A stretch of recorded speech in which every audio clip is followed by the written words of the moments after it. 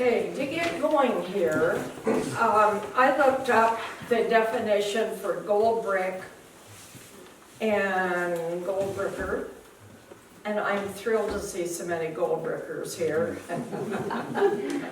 A gold bricker is a person who resists working, is a shirker, who tries not to do anything. A gold brick is something that's gold, painted gold to look expensive and valuable when it is in actuality worthless. So, my grandpa Easton, my father's father, thought that this road going off up to nowhere was a gold brick, and that it would cost the county a whole lot of money to put in a road for such few people. And at the time, back in the 1920s, there weren't many people up there. If you have a chance here in the library, this is probably the most comprehensive, accurate history of Dora that you could imagine. And in 1960, the teacher here at the time had the kids do an oral history project, gave them topics, and sent them off to talk to people who are still alive here who remembered all this stuff. There's some really good information in here, and there's a copy of this or several here in the Dora Library. Some of the kids don't live here anymore. One of them, Terry Stamen, was killed in Vietnam, and the bench out there is a memorial to him. Also to Irvin King, who isn't listed here, but his sister Evelyn was going to school here at the time. Another good resource is this book, Pioneers and Incidents of the Upper Coquille Valley. If there's not a copy of this book here in the library. No, there is. Is there one? Yeah. Okay, really, really good resource here. Okay, my folks gave, according to this, 20 feet of roadway, 20 feet of our land for the roadway here, and Lloyd and Salada Leatherman, who owned the other side at the time, gave 10 feet. So there's a 30-foot wide road. And in the winter, there would be the bridge that was used in the summer. It was 2 logs lying side by side with cross pieces over it.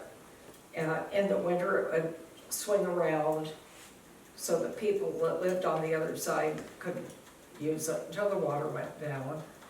And then the neighbors would get together and they'd use a thing called a hand stump puller that I never heard of. I can't imagine. And they'd pull the bridge back, the end of the bridge back around so that people could cross. And at that point, what was the bridge like? You talked about the 2 logs, but I don't understand. I would think that wasn't there where the bridge is now. It's down, you go down the river a little bit, and there's a area cut in at the rapids where you can go across the neighbors. And Ken's folks pulled their car across on a sled there one time because it was on that other side when the bridge went out. Yeah. I think that's where this was. And I think they'd pull it around where the swimming hole was because it was still water, and then they'd pull it back around to the rapids. It was pulling And they around. wanted to go across the How summer. does a bridge pull around? It was pivoted in the It middle. was floating.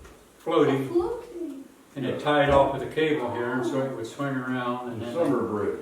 summer bridge, and in the winter they pull it around where it wouldn't wash out. And then What was the point? The logs were buoyant enough that the logs floated. I'm sorry, I can't talk very well. The logs floated, Big logs. and they Big. float like in a log pond. Yeah, and then you'd have you'd plank the top of it. And then to drive across. And then there was a swinging bridge about 30 feet down the river from where the bridge is now. That was Just that a was walk. that was later. That's Swinging bridge in the see same where side as the rapids is fairly shallow, so I think they pulled the bridge around in the still water where the swimming hole was and tied it to the bank. So in the winter, the water would go through and would take it away. And when it swung back around in the spring, it would actually stop on the rapids because the water wasn't already But that was 68. in the 20s and 30s. By the time the 1940s rolled around, they had a all-weather bridge, a regular bridge, Like where it's at now, I think. right where it is now.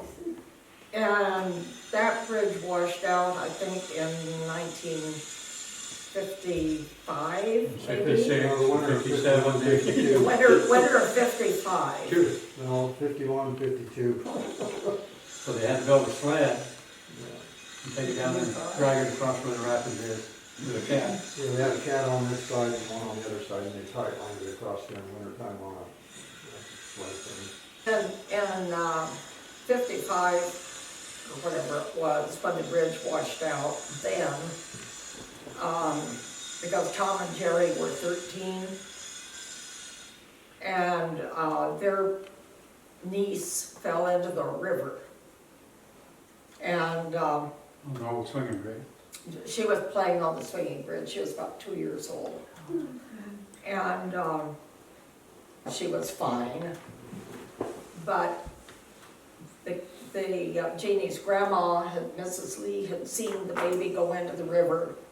She started down the bank, had a heart attack and died.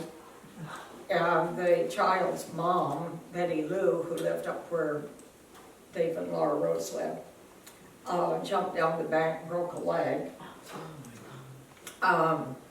Total chaos. I got home from high school and my folks were sitting at the kitchen table and said, sit down and let us tell you about what happened here today. And of course there was Jeannie in the river, and luckily Sissy and the neighbor, Minus White, were able to. Story I heard was that they reached out and held hands so that one could get far enough in the river to get a hold of Jeannie. And Well, I think pull her Mom back said down. she ran all the way down there. Somebody, I think Wilma might have came up there and got Mom, and she ran all the way down there. When she got there, Linus had already got a hold of the baby. And them big rocks, big Yeah, plunging shelf, he was standing on them, so he would have probably been up his way. And he was a smoker and a pretty frail guy anyway, and Mom could tell that he was about ready to collapse. So she swam out and got the baby, and he got out of the water before he had a cigarette attack or whatever it was. Your mom was pretty athletic. yeah. And we were, Oh, she was. I was in the 8th grade here, and the Lee boys, we were all in the, I was in the 8th grade, and I think they were too. First year of this school, and so after all happened, they came in and got the 2 Lee boys, because their mother had just died. And, I mean, which we didn't know in the school, but I mean, they took them out to tell them that day. So it was a big day on Gold Brick. It was a huge day on Old Brick. Something I wanted to add about Gold Brick area and road, where Okay. it goes and everything. In the old days, in the wagon days, everything was tied in on Elk Creek and Mater Creek. They had wagon roads down Mater Creek, down Elk Creek to the Baylor Place, and down Elk Creek and down to where Eddie Grove, where the creek comes out down there. You could travel all that area, and I think you could go through here when the bridge was swung around, and even up this way. To go out that way. Yeah, and you could go all over, even to Big Creek. Rasmus Baylor was on that side hill, and he had a road through to Big Creek. I think in the old, even the wagon days, and maybe when the first cars came, they drove on that wagon road. And you could go all through the Elk Creek, Mater Creek, Gold Brick area to everybody's houses, and that's, a lot of that's when the Vogels and the Reisenettes were Germans and lived Yeah. on. If you knew the way, when I was teaching at Bridge one day, just for kicks, I drove from Bridge home over the hill, and it's only 16 miles. And it took as long as it does if I'd gone to Myrtle Point and then back out. Anyhow, the most significant people that I'm going to talk about are 2 families. One of them is the Groves family, and one is the Osmond family, because there's descendants of them that are still here. The Groves came out here in 1934, And they came from Texas. They had, according to one of the girls, they had just lost a baby sister because they didn't have money enough to pay a doctor. And they loaded up the family, they buried little Dorothy, loaded up the family, came out. There was Edmund, Maddie, the two older girls, Opal Faye, Betty Jo, and their son, Bob, Robert. And they brought old Tony with them. Tony was an old bay gelding, and I guess they hooked up a trailer and brought their horse with them. And they also brought a family friend with them named Virgie Moody. They lived up there for several years. And eventually, Ed was hurt very badly in a logging accident. And he lived just a little over a year after he was hurt. And as soon as he was hurt, Mattie Groves chased Ms. Moody down the mountain and told her to go. And she borrowed some money from my folks so that she could get a job at the Brook White Hotel and get a job there and go back to Texas. And she did pay my folks back. Off she went. Bob and, well, the whole family had to move to Coquille then. And Maddie got a job in a restaurant and supported the family. And Bob graduated from high school in Coquille. Prior to that, in the 1940s, my folks said they could hear the girls singing as they came down the mountain in the dark to catch the school bus to Myrtle Point. It's how people got places, they walked. And when Bob was 8, his sisters were already either in high school or grown and married. And one day coming to school, he was followed by a cougar. And he told his dad that he was not going to walk alone in the dark down the mountain to catch whatever we had. William Miller, Mr. Miller. That was old man Miller, Marion. He was a school bus, He drove the school bus after we got a but it bus. was his car. Was it his car first? Our school bus driver at the time, Mr. Miller, was 81. And when I was in 6th grade, our teacher was 71. That was Mr. Beck. When Bob was talking to us folks about being followed with a cougar, his dad gave him a 38 handgun, 38 caliber handgun to carry, because Bob said he wasn't going to go to school. He'd leave it at our house. Without, did he leave it at your house? Mom would roll I can still see her doing that. I can still see her rolling the bell around the thing. She'd put it up on top of it, something or other. And then it was a whole different world. I have a question just for geography, I guess. Now, when Bob Groves was chased by the cougar, he lived 2.5 miles From here, from here. And then where did your family live, where the gun was left? Oh, we lived right here. Okay. right so- across the road. And then he could get his pistol on the way back because he wanted protection. He was 8. He never shot anybody that I know of. But he felt comfortable carrying that gun. And his folks felt comfortable letting him. Bob Groves was one of the more interesting people I've ever known. Baylor's. Okay, further on up the road at Elk Creek, there is a valley up there, a creek and everything. Upper and lower. Yeah, beautiful place called the Stepanic Place. There were a couple of old brothers up there, Cody and Rastus Baylor. They had some fruit trees, and one time when my brothers and sister-in-law and I decided we'd walk over to Big Creek and visit with their Aunt Emily, who was just married and living over there. We stopped at the Baylor place and the cherries were ripe and they were just nice old guys. At some point, one of them went to town, and while he was gone, the house burned down and his brother was killed in the fire. And I can't remember which one it was, but they were neat old guys. Rastus Baylor had a mule. I mean, it was a mule. It was called Okay. a horse.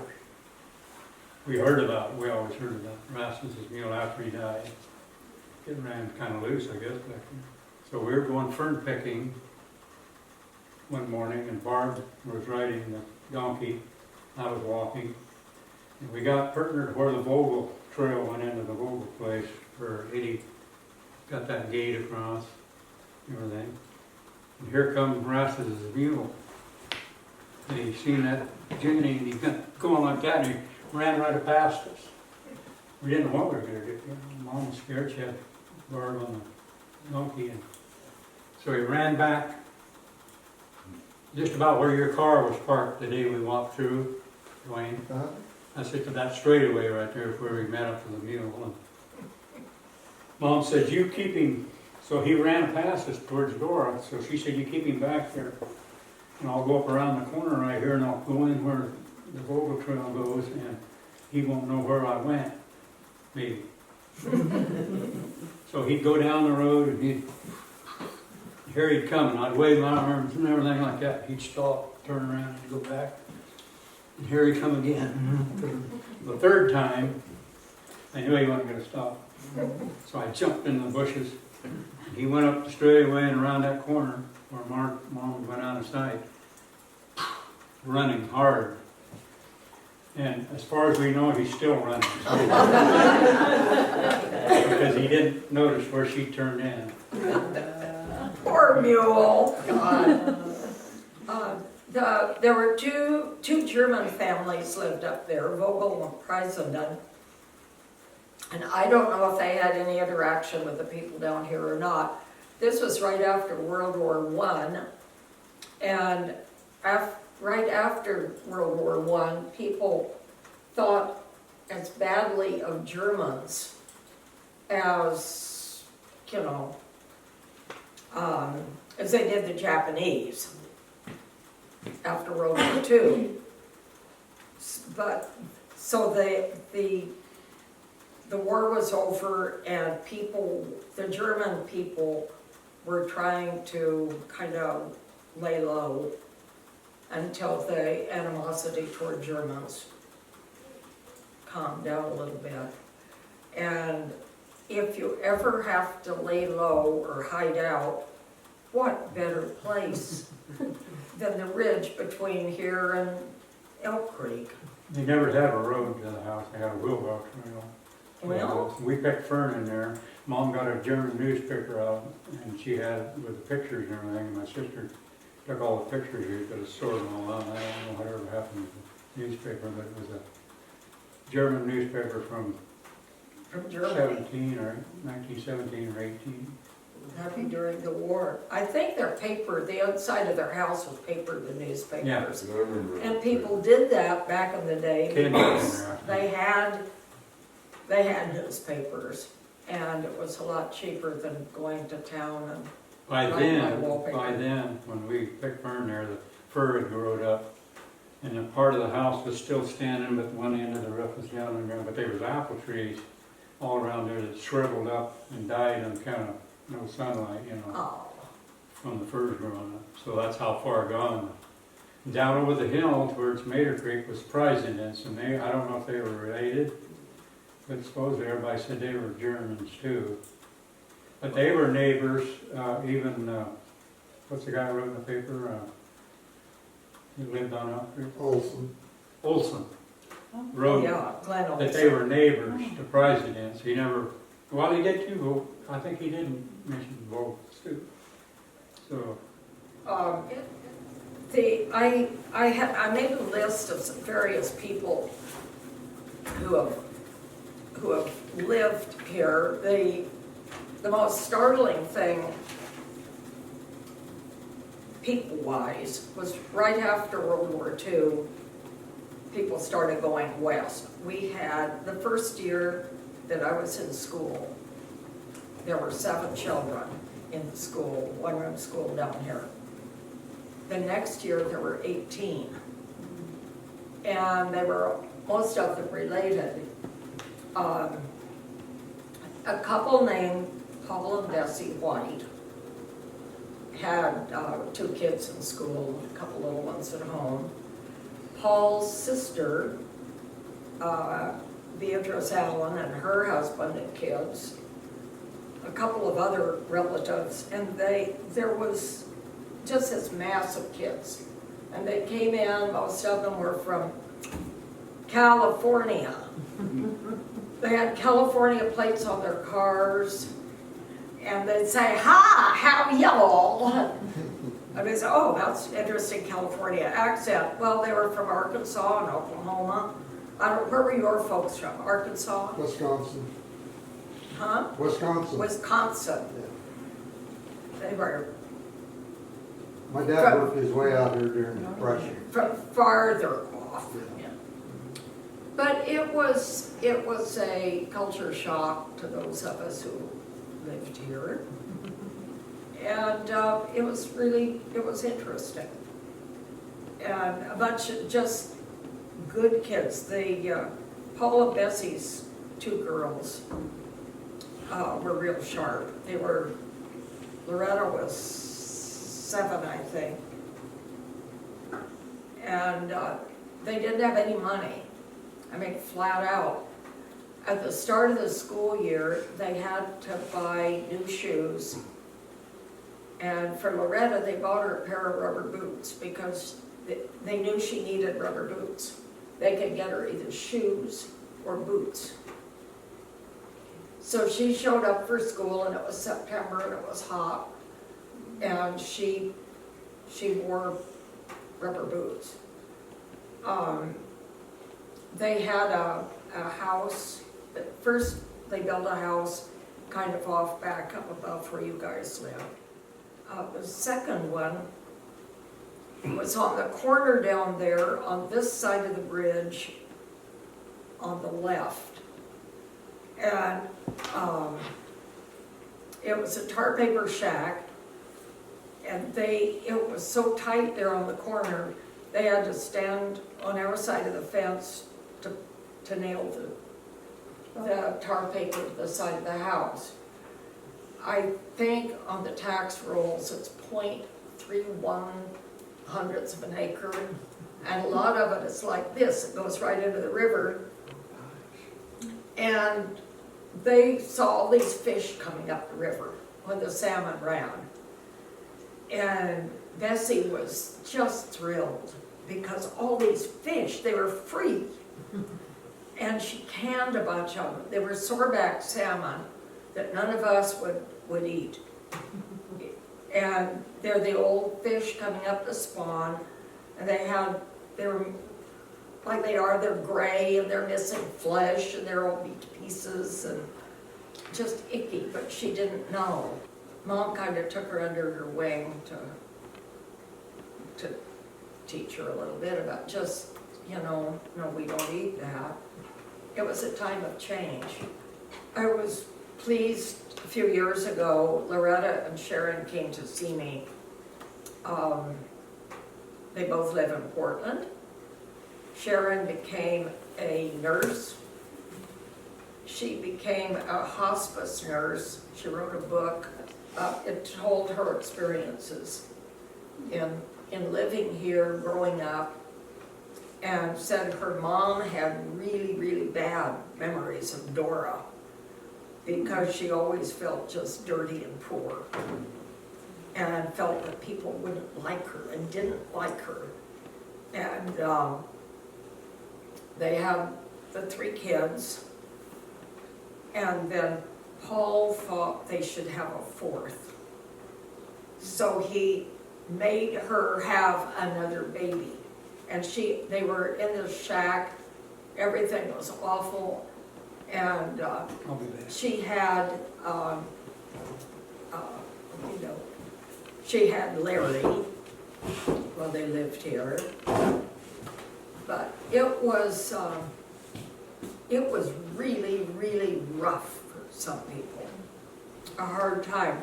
Loretta became an administrator at a hospital, administrative assistant or something. But she was sharp. She was really a smart girl.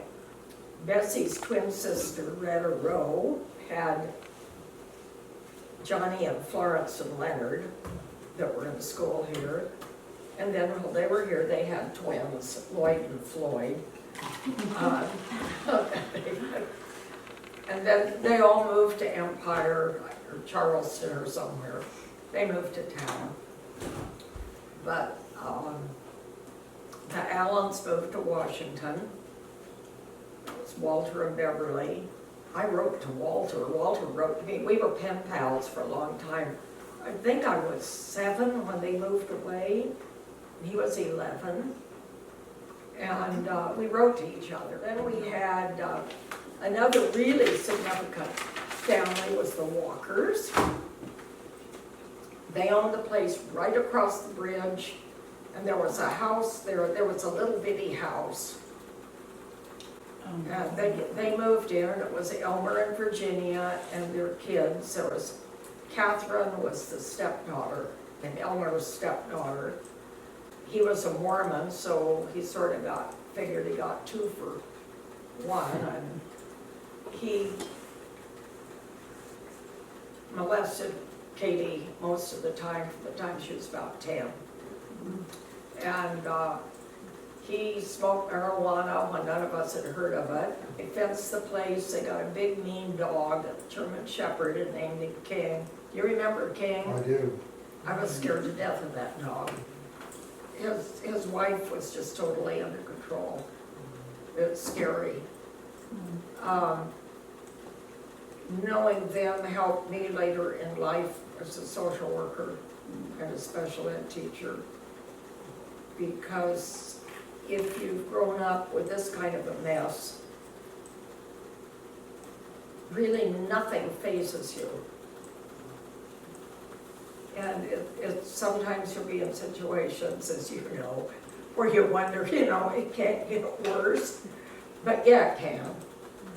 And the kids survived.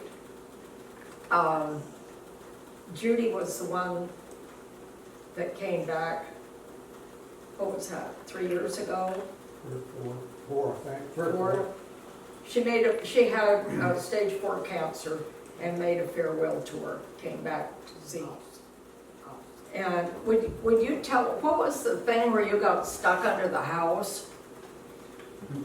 Oh, yeah, we had a house that was pretty close to the ground over there on the other side of the river. And this old cat had kittens on there, so I was about 7 or 8, I don't know. Anyway, I thought I'd go in there and get them. I got stuck under there. Oh, And that Judy she's talking about was a little skinny girl, She crawled under there and dug it so I could get back out. Did you save the kittens? Oh, yeah. Okay. It's all good then.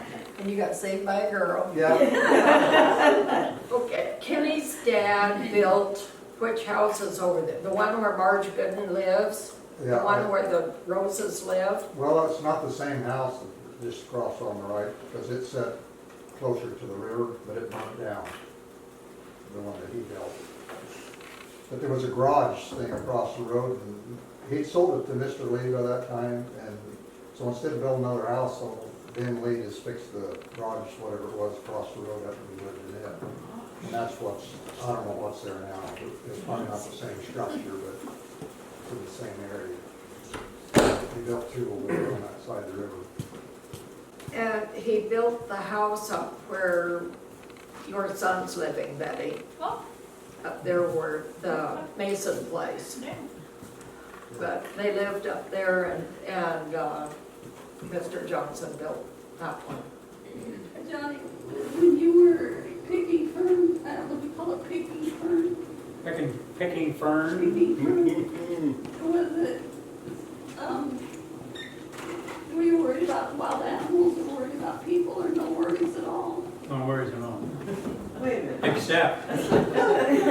Except when I was a baby, Mom would take a box, a big cardboard box, and it would fold up. And she would go across the bridge and down by whoever lives right there. And there was what they call a skid road now. She went up the skid road a ways and she undone the box, put me in the box. She was off picking fern there a little bit, and the pigs came along. There were pigs that roamed around. Pigs will eat babies. Pigs will eat grown people too. Right. So she ran like crazy and got to me before the pigs ate me. Oh, gosh. She had me in a cardboard box on a pack saddle on a donkey. And she got into the yellow jackets. Oh my gosh. And the donkey got away from her and ran all the way to Elk Creek. And she's running behind, and when she gets there, I'm still in the cardboard box. I was 3 months old.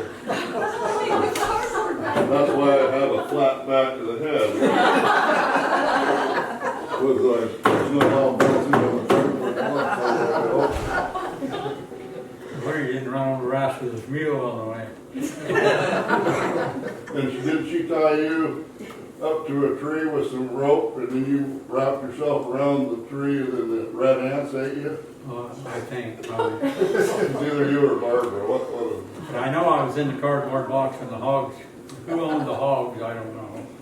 But they ran loose, you know. And that's about the only thing in that days would hurt you. You know. Well, but remember the stories that she asked about people too. What about the government Oh, yeah. Oh, the game warden. man? Yeah. Well, my dad was a government man. We picked ferns up in the government timber, and she didn't have a...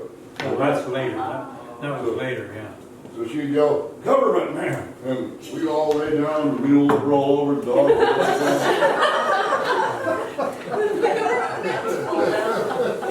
So you guys weren't moonshining? I'll tell you the stories that I've heard about them going out in the woods with their mom. It's not anybody else that was a problem or any other animal. It was kind of their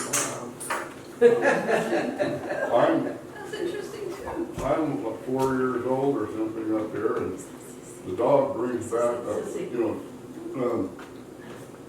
just leaving Dora here, where the, I don't know who the people are now that have the place Just now. before you get to the totem pole place, Yeah, well, yeah, right the where. road goes down the river.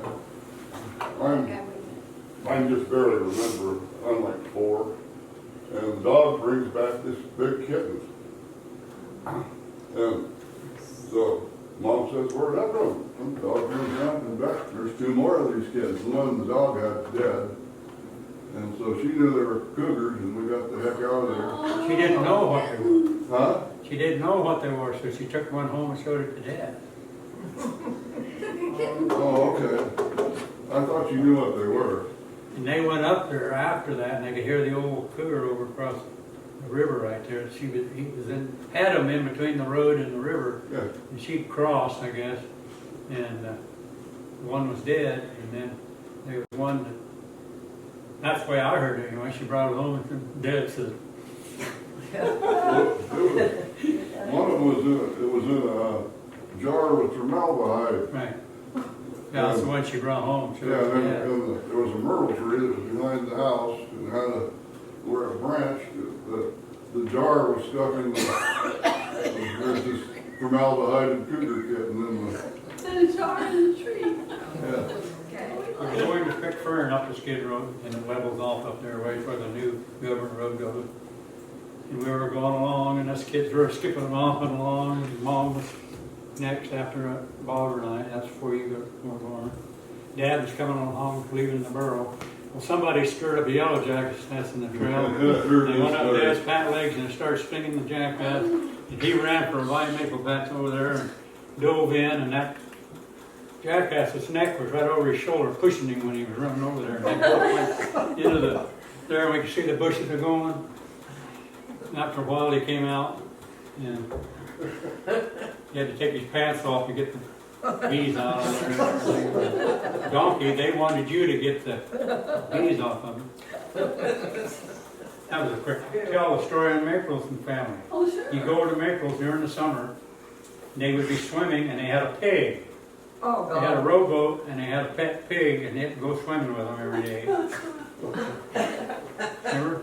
He would, he'd get the boat, we had a little raft out in the middle of the river, and we rowed out, and climb off the raft, and, the pig would get off too, and, one reason that Pop was so glad to see the pig out swimming with the kids was this. There is a myth that pigs cannot swim. The story is that they will cut their own throat with their feet.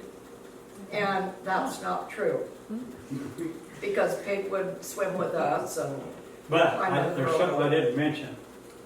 You should holler before you went down to the swimming hole, because somebody might be skinny dipping. that's true. Now, but that, okay, I don't know.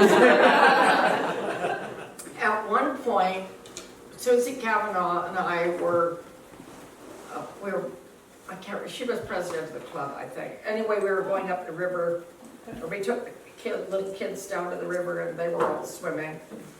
And she looked at me, and I looked at her, and she said, "Let's."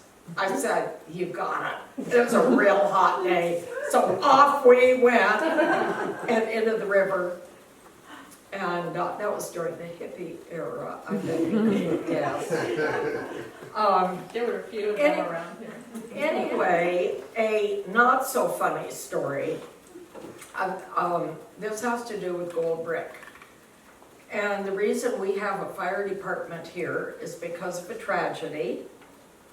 The Albrights lived in the cabin up where, what is it, that new guy, Mark somebody, lives up there now, Rusty's cabin. And anyway, the Albrights lived up there, and they had a fire, and they lost a baby in the fire. She was 8 months old. And Mr. Albright and my father and their father, everybody, all the guys in the neighborhood. Did your dad work at Slater Mill too? Yeah. Yeah. Okay, after the house burned, the milled the lumber, and the guys from the mill built that cabin up there. And for the Albrights. And somewhere along, people recognized that we did not have any fire protection. We had, and still, Coos Fire Protective Association, whatever they are, CFPA at Bridge, can come over and they can keep your trees from burning, but not your home. They cannot spray fire on the residents. So, the idea was put forth that there should be a fire department somewhere along. And to get it, you had to get it on the ballot. This was some years later. But Grant and I went to a commissioners meeting because they were going to talk about a Dora Fire Department. There was one other couple from here that was at the meeting, and that was Rich and Linda Kirk. Grant and I had no idea if they were for a fire department or against a fire department. We're still not And they sure. probably saw us, and they thought, I wonder what they're gonna say. We were all in favor of a fire department. And so it was put on the ballot. And the ballot measure passed by one vote.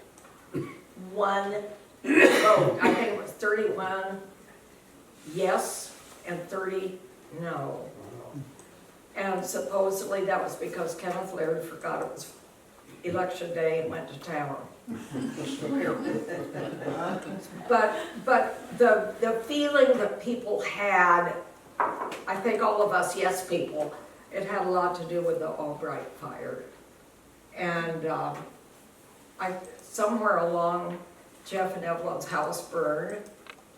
And that was Gold Brick. It was right across, immediately across the bridge on the way. Here we are today, and there's still new people, and there's still things happening. The most recent fun thing on Gold Brick that I saw was the Halloween skeleton that was out here, and people would give her things. I have a good topic that you might look into one day, and that's the rural schools that were in all this area. Oh. Since Myrtle, from Myrtle Point out here, they were Yeah.